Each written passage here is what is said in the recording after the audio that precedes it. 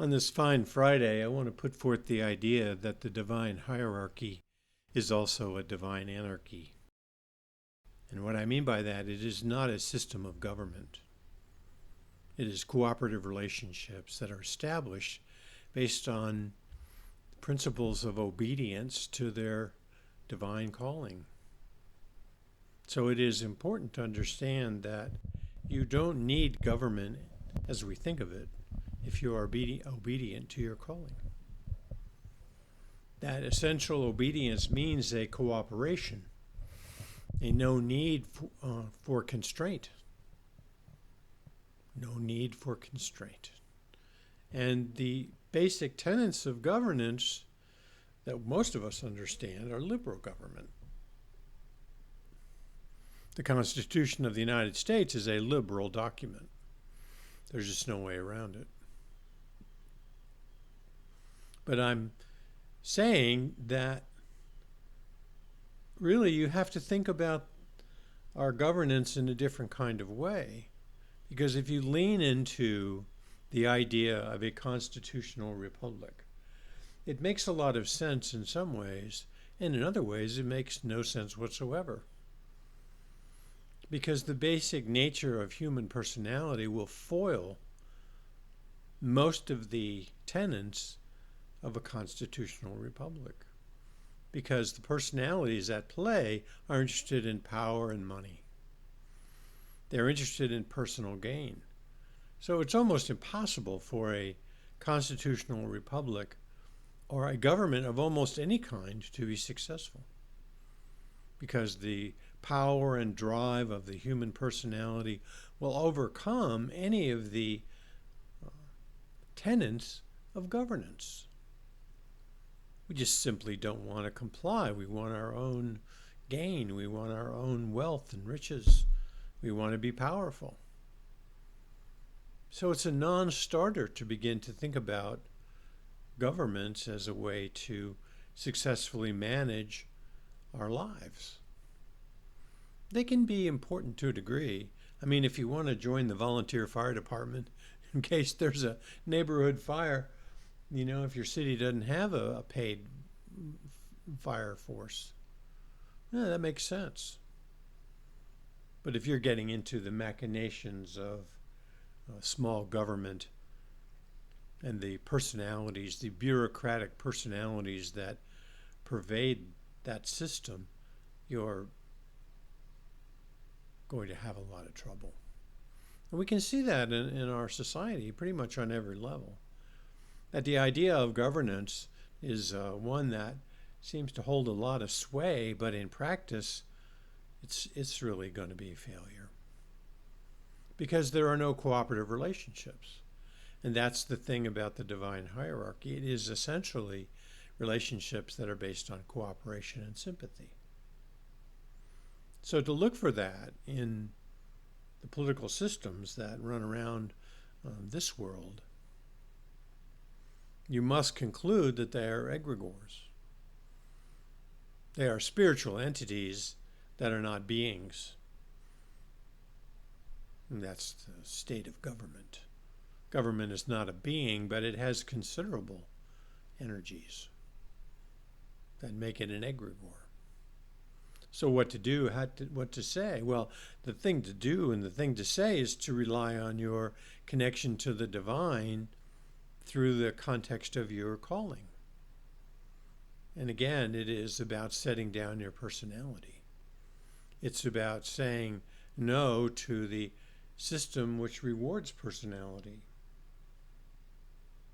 I mean, you can have individual characteristics, but those individual characteristics are best revealed in obedience to the divine as it expressed in your calling. That's where we find ourselves. So the idea that a constitutional republic, a liberal institution, has failed is so unsurprising that it's surprising that people don't think it can or will. And it's just an impossibility because the world that we're in is ruled by the prince of this world, who relies on government and ideologies to manipulate and pry people out of their obedience to their callings, to create some other way around the idea of obedience.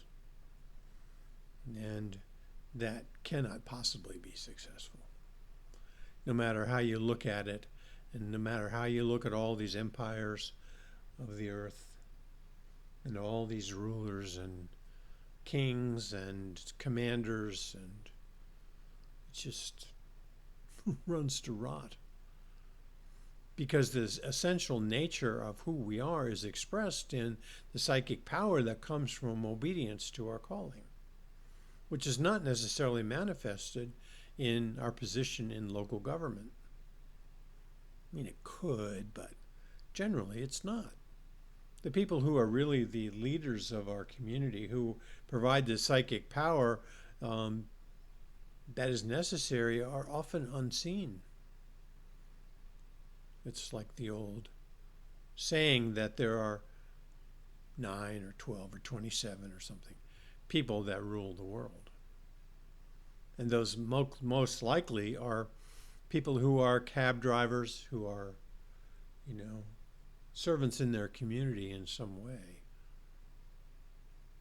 Those are the people who hold the energy of this earth together.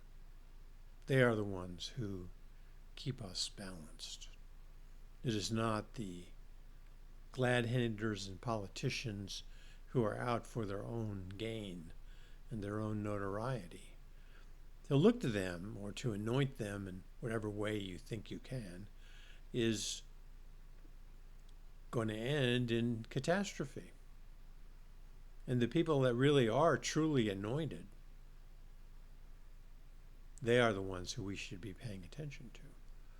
Because in their obedience to their calling, they carry psychic power, which is the way that leads us into a stronger connection with the divine, through the hierarchy of the divine.